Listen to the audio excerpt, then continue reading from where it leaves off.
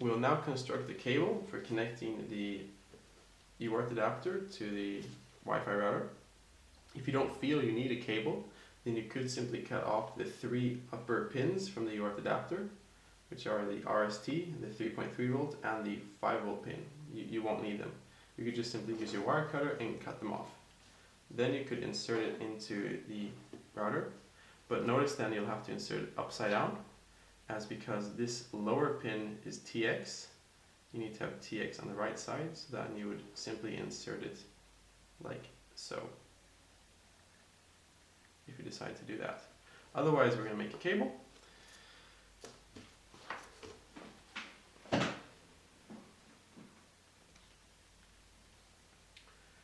To make the cable, we're going to cut some more pin headers. And to ensure we don't mismatch the polarity on the UART adapter, we're going to make one which is as long as the UART adapter pin header is. So we will insert that one so we see how long it needs to be, and cut it off where we don't need it anymore. Then, as we don't need the upper 3 pins, we can simply remove them from the header to ensure that they won't make any contact. Just pull out the pins.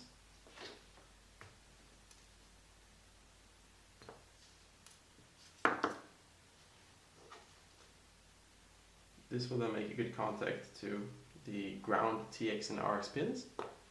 Likewise, we'll need a pin header which will connect to the router. And here we only need 3 pins, so we'll just cut off 3 from the pin header.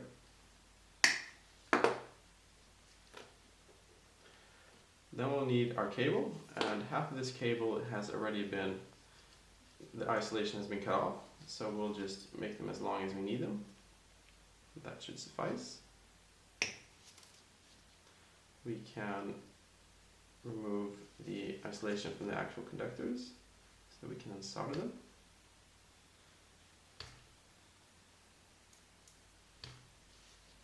The same on the other side.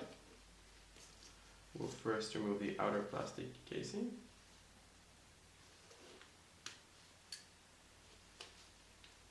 A bit long, so we'll just shorten it down a bit. And then we will remove the plastic from each of the conductors.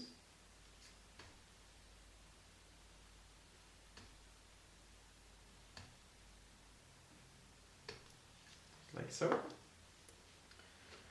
And then we can start with any of them and twist them to ease soldering. If you have a 4-pin cable or loose wires, that doesn't matter, just as long as you have 3 separate wires which you can connect to the TX, RX and the ground pins. Get your solder and your soldering station. And it's probably easier if you start by applying some solder onto the cable, to each of the wires.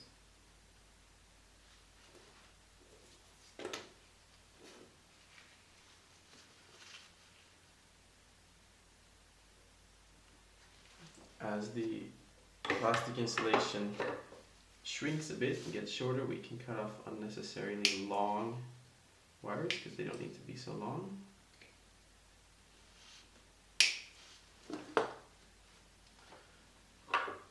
We can then solder them onto the pin header, also easier if we pre-apply some solder.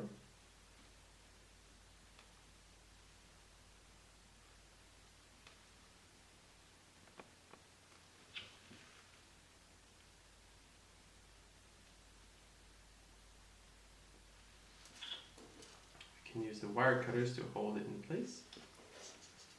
And now we can solder each of the wires onto the header.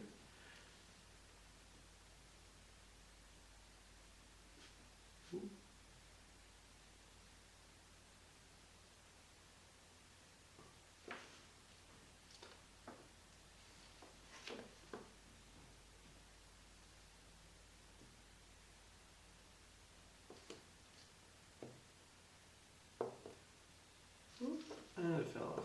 And let's try that one again.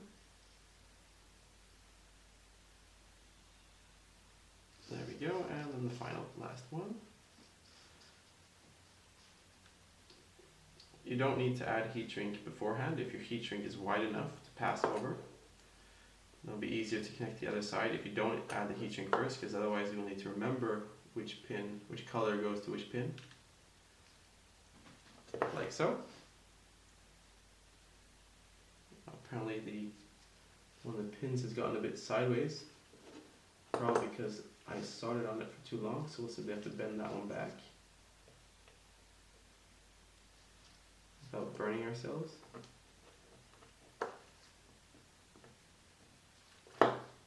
Like so, to make it straight, and then we'll solder it back on correctly.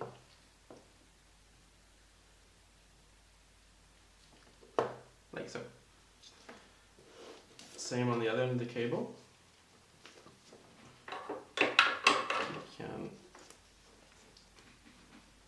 twist the cables to make them easier to solder and group them together.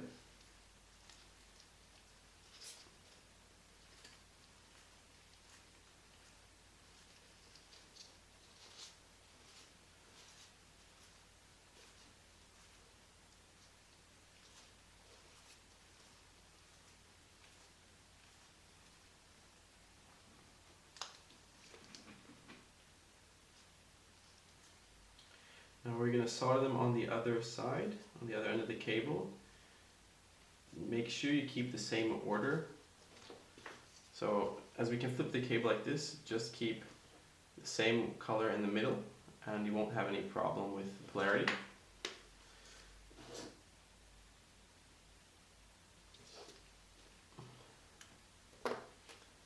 So we'll do the same as before, as we'll apply solder to both ends of what we're going to solder together. So we'll apply some solder to the pin header.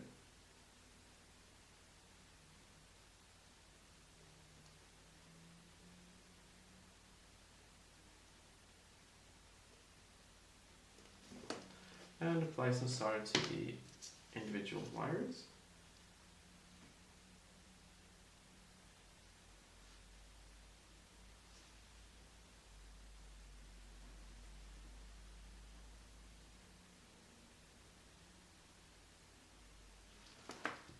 As the wires are go along, we'll make them about the right length.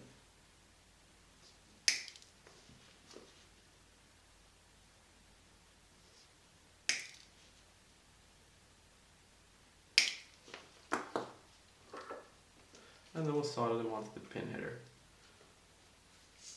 Notice that the blue wire is in the middle, so we'll keep the same blue wire in the middle on this one.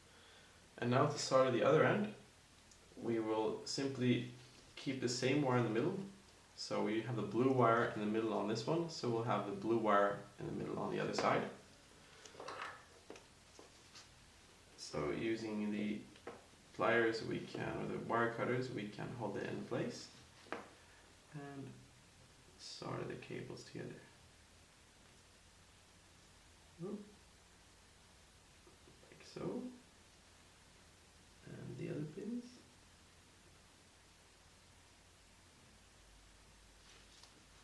And the final pin too.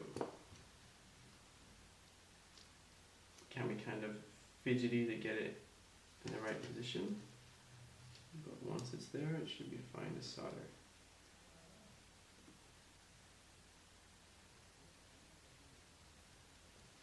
You can try to pull on the cables to ensure they are all attached well. They seem to be stuck on, so that should work. Now we have our cable. Now we need to notice the polarity. So if the UART adapter goes on here with ground, so ground is now connected to the black wire, meaning the black wire should be facing the USB port of the TP-Link router. So that should be a correct connection. We now have to apply, we can now test, or if we believe this is correct, we can go directly to apply heat shrink to protect the cable.